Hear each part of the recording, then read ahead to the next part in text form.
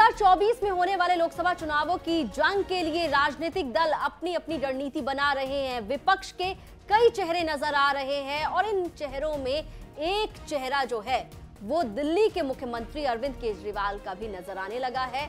और इन अलग अलग चेहरों में विपक्ष के एक नया विपक्ष जो बन रहा है, जिसे थर्ड फ्रंट कह रहे हैं, वो विपक्ष अरविंद केजरीवाल के संग दिखने लगा है। अब एक और चेहरा जो है वो अरविंद केजरीवाल के साथ नजर आया। उसके क्या सियासी मायने हैं उस पर बात करेंगे। आप देख रहे हैं दिल्ली तक, मैं हूं आपके साथ अनुराधा तंवर। दरअसल झारखंड के मुख्यमंत्री हेमंत सोरेन दिल्ली में मुख्यमंत्री अरविंद केजरीवाल से मुलाकात करने के लिए पहुंचे।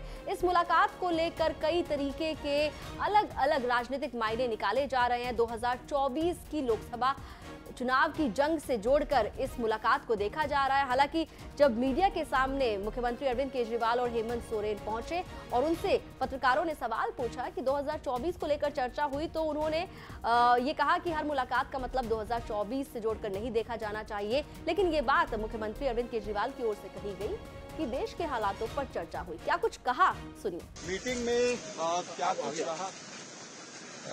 हेमंत जी से बहुत अच्छी दोस्ती है, तो आज दिल्ली आए हुए थे और बहुत दिन हो गए थे मिले हुए, और आज अच्छी मुलाकात हुई।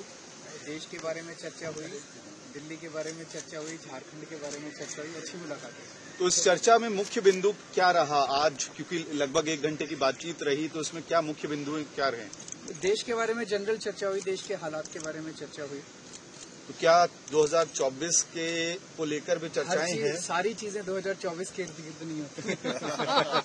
जो 1 घंटे में ये हालत, अगर रात कहीं रह गए एक साथ तब क्या सच बोलोगे?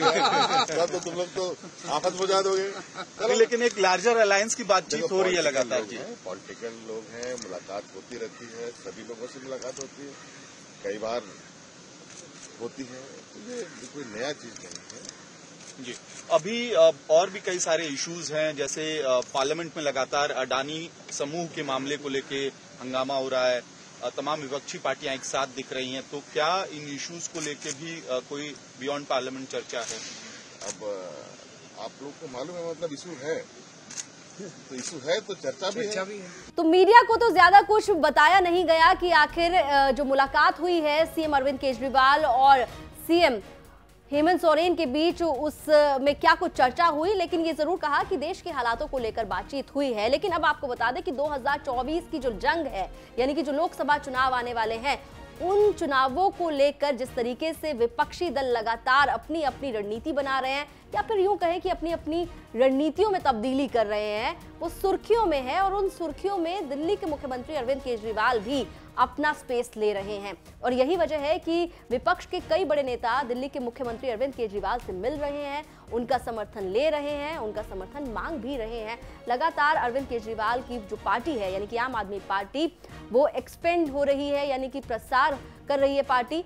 और जिस तरीके से एक्सपेंशन हो रहा है पार्टी का, उसी तरीके से बार बार ये कहा जा रहा है कि अरविंद केजरीवाल की पॉपुलैरिटी बढ़ रही है। और शायद यही वजह है विपक्ष के जो कई बड़े नेता हैं वो अरविंद केजरीवाल को अपने साथ लाने की कोशिश में लगे हुए नजर आते हैं।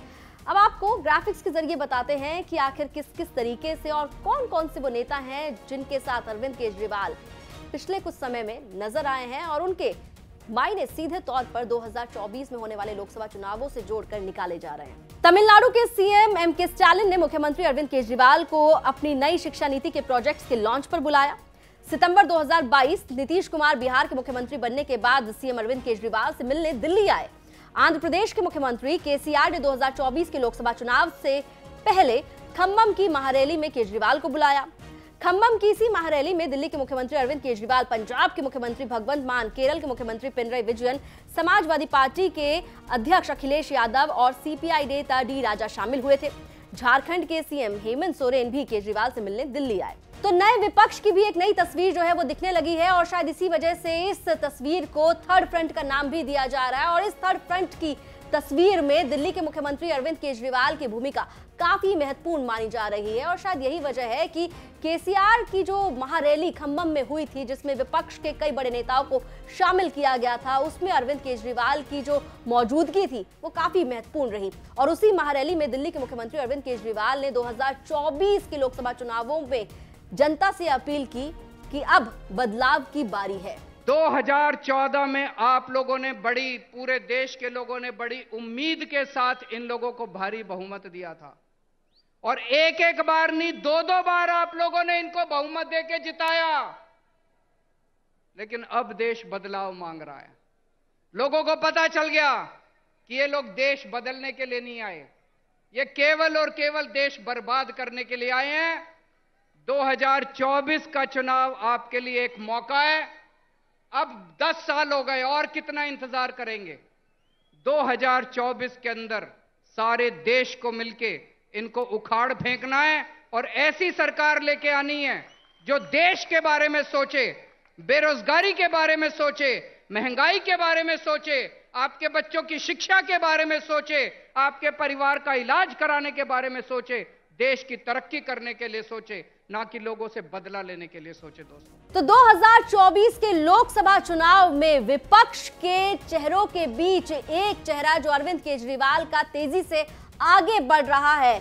आने वाले समय में इस चेहरे के साथ और कितने चेहरे अपने आप को जोड़ते हुए नजर आएंगे और इन तमाम चेहरों के साथ क्या एक जो नया विपक्ष बन रहा है वो 2024 में सेंधमारी कर पाएगा? क्या जो 2024 की लड़ाई है उस लड़ाई में एक बड़ी भूमिका इस नए फ्रंट की, विपक्ष के नए चेहरे की होगी? ये वाकई देखना दिलचस्प रहेगा। लेकिन ये बात तय है कि जिस तरीके से लगातार अरविंद केजरीवाल विपक्ष के नेताओं के साथ मिल रहे हैं और देश के हालातों पर चर्चा कर रहे हैं, तो ये साफ हो गया है कि 2024 के लिए अरविंद केजरीवाल अपना प्लान बना चुके हैं। दिल्ली से जुड़ी तमाम खबरों के लिए आप देखते रहिए दिल्ली तक।